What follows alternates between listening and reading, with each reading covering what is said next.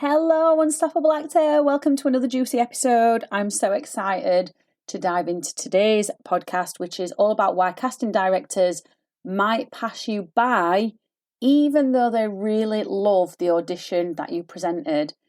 This can be so frustrating for actors around the world because we want that door opening. We want that job.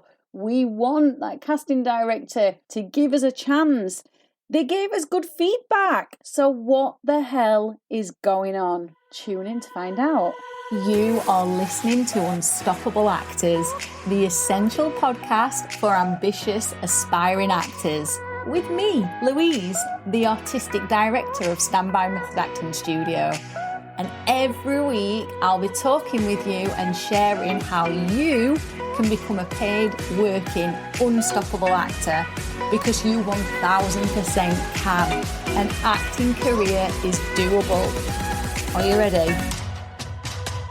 Welcome. I am so happy to have you here. If you've just discovered the Unstoppable Actors podcast, you are in for a treat. Every single week, you are delivered 2 episodes which cover all things method acting, character development, emotional work, the business of acting. We have interviews with casting directors, actors, sound recordists who work on film. It's just full of so much goodness to allow you to become a working, unstoppable actor. I'm Louise. I am the host of the Unstoppable Actors podcast, and I'm also an acting coach who specialises in method acting, because that is a tried and tested technique that gets you to the top of your game.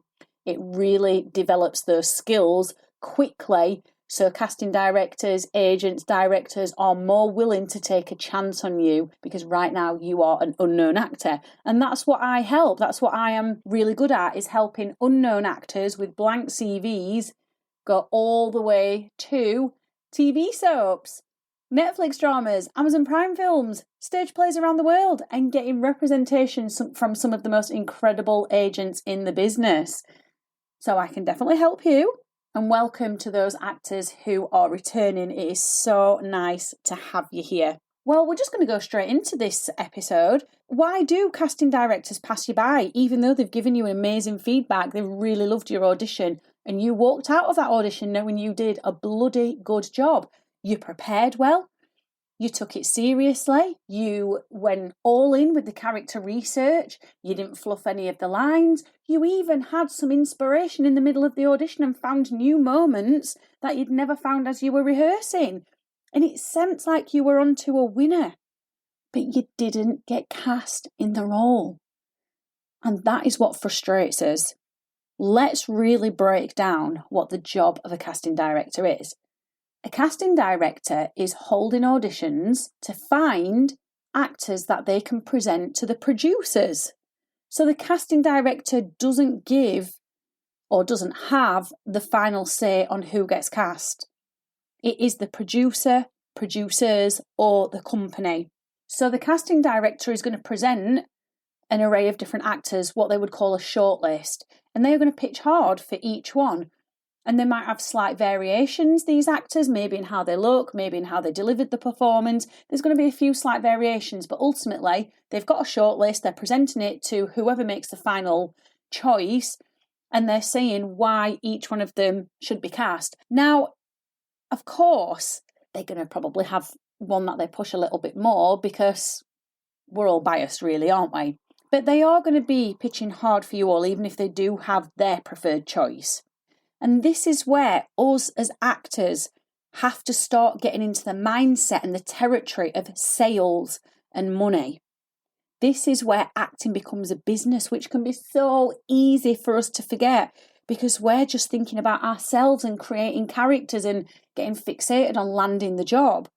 But the acting industry is a business. Why the producers make the choices they make, I don't know. You would have to go to each individual producer and ask them, but you don't have that time or energy to be able, or capacity to be able to do that. But you have to know that if you have given a phenomenal audition or a good audition, you will still be remembered by that casting director later down the line. They're going to be more likely to want to call you into a future audition for something you fit the brief for again because you left a lasting impression with them. Now, I know that doesn't help you right now in the here and now when you've had amazing feedback and you felt you nailed it. But if you are in this for the long game, and hopefully you are, hopefully this is not just a fad, hopefully you are going to see your dreams through to the end. And it's all about touch points. So you've got to see the acting industry as a business. You've got to see yourself as a business. You've got to think about sales and money and marketing and touch points. And touch points are something we're going to be diving into in the free online workshop that I'm delivering on Sunday, the 30th of April. But if you think about any other brand out there, let's say, I don't know, Coca-Cola, okay? Not a very healthy brand, but let's just say you are very thirsty. Your go-to drink is a Diet Coke or a Coke. But on this particular day, you walk into the shop and, there's an offer on something else. It's buy one, get one half price on a different brand of drink. So even though you love Coca-Cola and you'd ordinarily go for that, it's cheaper to go for the other one. So that's what you go for. Does that mean you're never going to drink Coca-Cola again? Absolutely not. It just means on that day, you chose this other drink. And you've got to see it like that with the acting industry. Maybe that's not a great analogy, but they didn't choose you today. It doesn't mean they're never going to choose you ever again. So the fact that you even turned up to the audition and you got such good feedback despite not getting cast on that occasion means you have increased your touch points. And that is a good thing because that is a marketing tool that you need to be utilising more as an actor. And unfortunately and sadly, so many actors don't know about touch points and they're not making the most of them. Now, if touch points are going over your head, do not worry. I understand this is completely new language. This is business language. And what I highly encourage you to do is go and sign up for the Business of Acting workshop taking place on the 30th of April because we are going to be going through touch points in a lot of detail and helping you learn, firstly, what they are, how you can use them effectively, and how you can increase them. And that's a free workshop, so you don't need to pay anything for it. Anyway, let's get back on track. So this is why it's really essential as well to not only be learning about the business of acting and starting to think like a business. When you start to think like a business, rejection won't play havoc with your mind. You'll be less likely to get caught up into these thoughts of I'm not good enough, I'm doing something wrong, people don't like me, I'm not getting cast, I'm going to all these auditions and why is nothing turning into a job? When you start thinking like a business, you realise and recognise that actually it's just on this occasion that your services weren't bought or hired, but it doesn't mean they never won't be hired again. And you can get yourself back out there quicker with more resilience. And you do need a thick skin with this. This is why I'm always encouraging my students who train with me in one-on-ones and on the 10-week method acting modules to think like a business. I'm always talking about this. Think like a business, think like a business. We've got to try and step away from our art when we go into the business arena with acting, because our art makes us very sensitive and very in touch with our emotions. And that's what we need. We need to use our emotional muscles when it comes to the craft of acting and creating and developing characters. But when it comes to the business of acting, we need to use a different set of muscles altogether. It's a bit like going to the gym and only training your biceps. Well, your biceps are going to grow really big and really strong, but what about the rest of your body? Don't you want the rest of your body to be functional as well? So think of it like that. I want my creative muscles to be functional in the right space and capacity when it's time to create, and I want my business of acting muscles to be working properly and functioning in that space when it comes to the business of acting. Now, you still can get creative with the business of acting and how you market yourself and how you create these touch points.